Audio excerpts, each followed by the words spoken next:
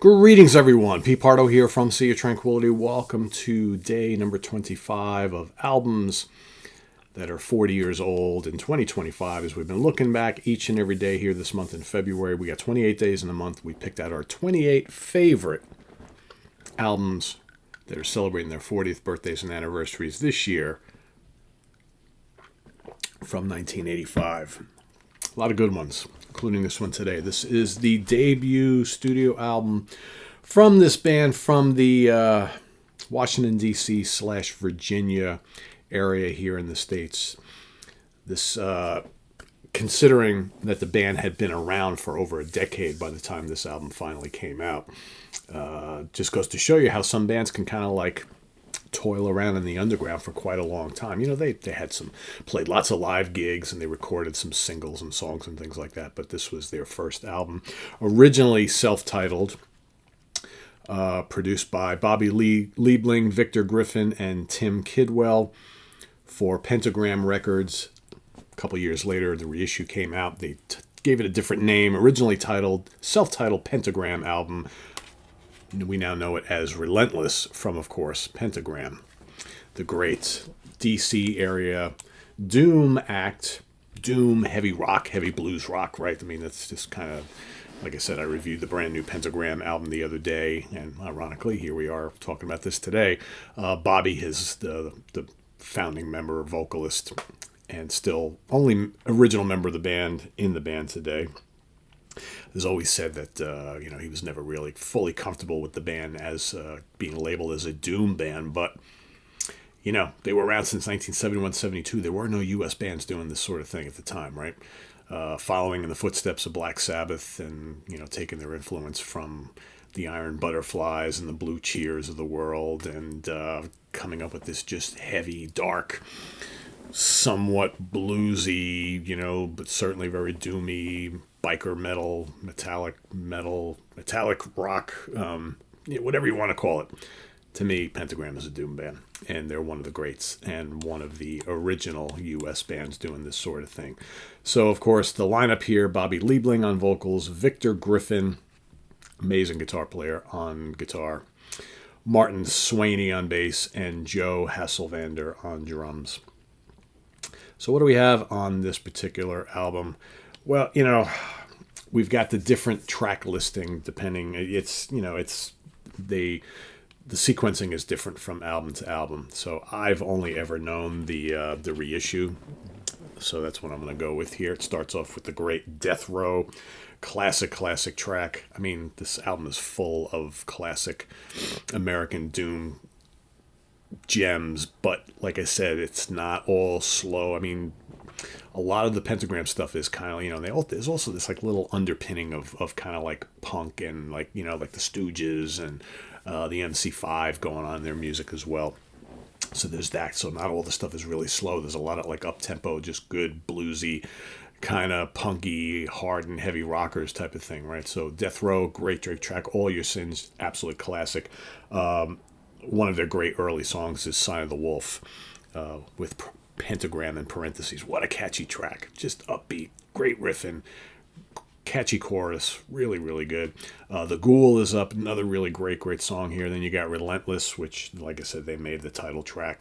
Run My Course is killer. What a riff by Griffin in that. Victor, one of the greats, is kind of alarmed when I saw that he was no longer in the band recently, because he's kind of come and gone from the band many times over the years, and but with the new lineup is just fantastic, and it's basically a lineup of all-star doom players. So Sinister, we got the Deist or the Deist, You're Lost, I'm Free, Dying World, another great track, and then the last song, which has always been one of my favorites on this album, and that is the great track $20 Spin.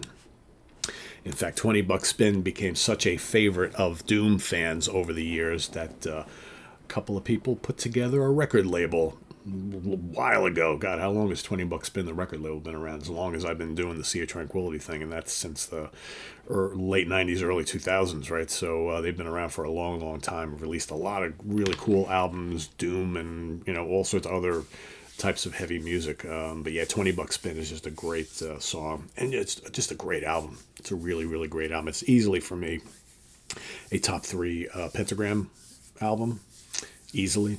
You got a handful of just staples of the band that have just been kind of following them around for their entire career from this album. A lot of great riffs, great vibe. Bobby's vocals are really, really good on here. Like I say, he's a very unique singer. Nobody sounds like him. He doesn't have a high-pitched voice. He's got this kind of like southern drawly type thing, and blended in with all these big riffs and these monster grooves. Just really, really good stuff.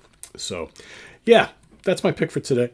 And again, not an album that charted or sold in major, major quantities. This was always much, much more of an underground band, especially at the time, back in the late 70s into the 80s. But a band that has grown in stature over the years among the heavy metal faithful, and band I really like. And it's just so cool they're still doing stuff to this day, even though they've had so many lineup changes and so many things going on. Bobby's been in and out of trouble for years.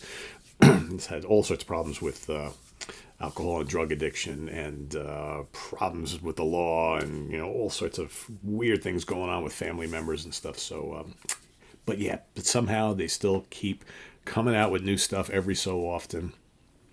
And it always just sounds just like Pentagram. So, yeah, one of the great doom bands of all time. So that's my pick for today. Pentagram, self-titled, or as we know it today, Relentless. Let us know what you think of this wonderful, wonderful record down in the comments below. And list your pick for today, day number 25, and we'll see you tomorrow for 26. Just we got 26, 27, 28. That's it. 3 more days after today, and then we move on to albums that are 30 years old in 2025, looking back on 1995. I got my list ready. I worked on it last night for a while, and I have decided, due to lots of people asking, it's like, Pete, can you go back to ranking these? It's so much better when you rank them. I honestly don't understand why, but okay, I guess we rank so much stuff here on the channel. I guess why not? I know I used to rank all these all the time, but it just got to be so hard because you're talking about so many beloved albums, and then you get all the people who would then post comments, oh, there's no way that this album is better than that album. How could you put it at number 10? It should be number 2, or it should be number 30, all that kind of stuff. So I kind of got away from it because I just kind of got tired of hearing all that stuff. But people are asking that they enjoy these so much more when they're ranked. So next month for 1995, I have them ranked in my order of preference.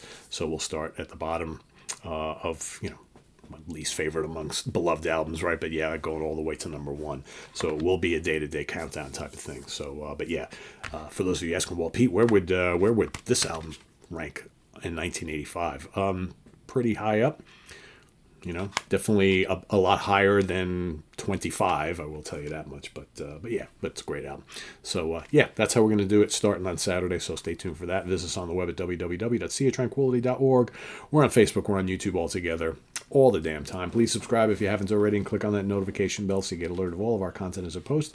And please do hit the like button before you leave. Also, down below, we got the links to our Ko-Fi page for channel donations, our merch page, our Cameo page, and the Sea of Tranquility membership options, all down below. Thanks in advance for everybody who supports the channel, and we'll see you soon here with more stuff we got coming up this week. We have Martin Popoff and myself at the Funhouse Friday morning. We've got the Professor's Picks with Ken Golden, the Laser's Edge Friday afternoon. Saturday, Jamie Laszlo and the Review Crew. And Sunday, ranking the albums, Chad Hutchinson, Eric Porter, and I will be ranking the solo albums of Kim Mitchell, guitarist and singer, formerly of Max Webster. It's got a pretty healthy solo catalog, so we're going to be ranking those on Sunday. So stay tuned for that and more here on SOT. I'm Pete Pardo. Thanks for watching. Take care. Bye-bye.